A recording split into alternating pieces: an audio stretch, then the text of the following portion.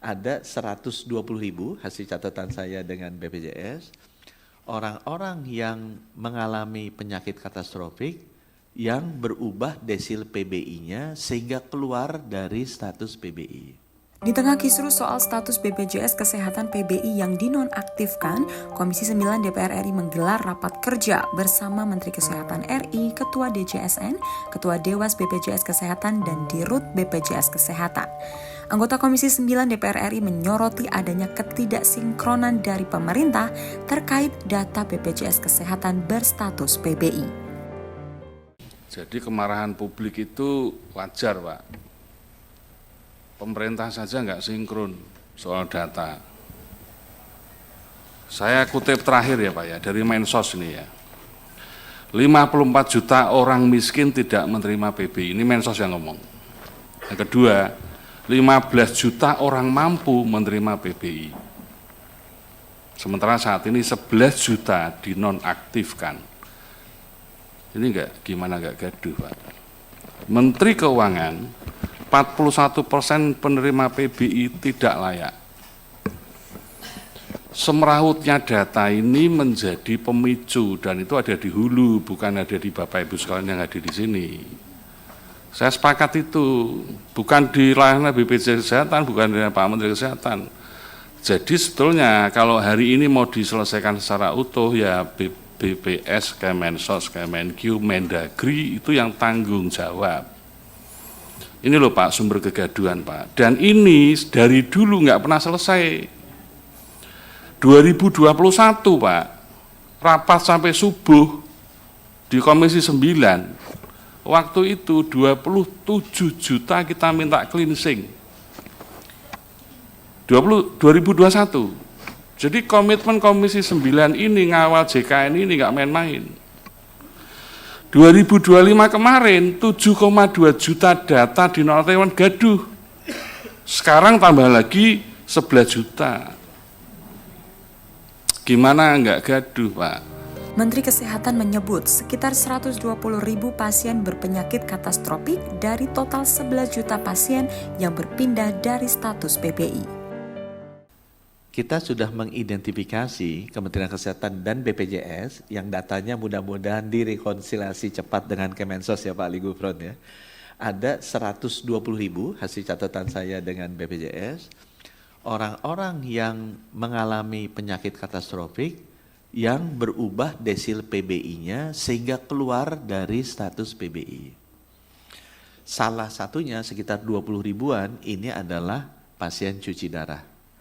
Tapi ada juga puluhan ribu yang pasien stroke dan jantung.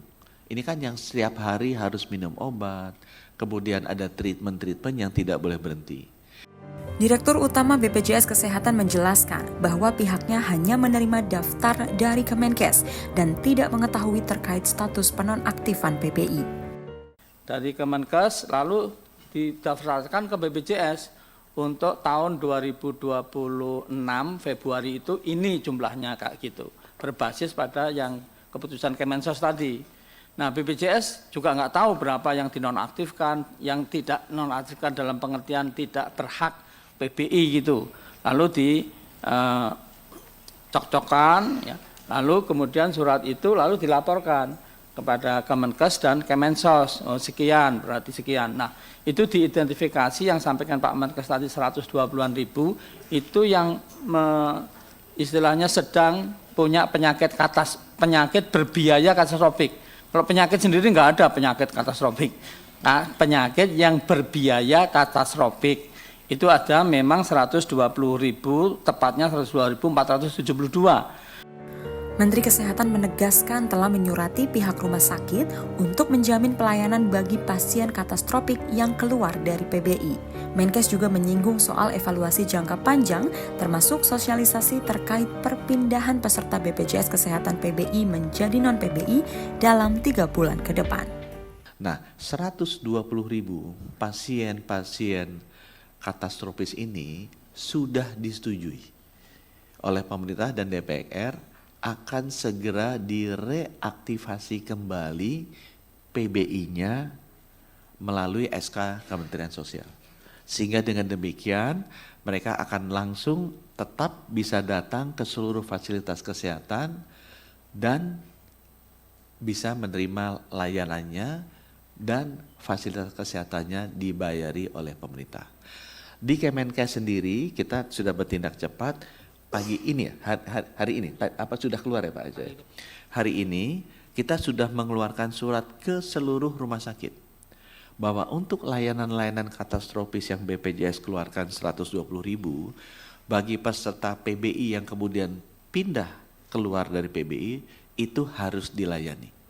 Dalam 3 bulan ke depan, keputusan yang kedua adalah BPJS, BPS, Biro Pusat Statistik, Kementerian Sosial, dan pemerintah daerah harus melakukan rekonsiliasi data dari 11 juta data PBI yang berpindah.